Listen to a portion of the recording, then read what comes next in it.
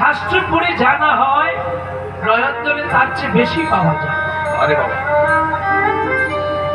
তবে হ্যাঁ, নিজেকে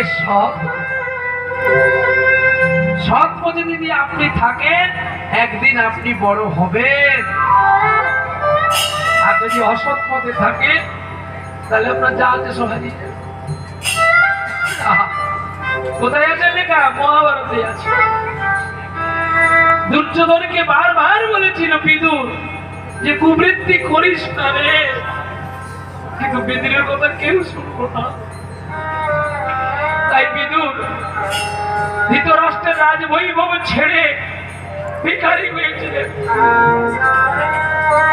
কি হয়নি? বিদুর স্নান করতে গেছে, তার স্ত্রী চোখের জলে গোবিন্দকে ডাকছে।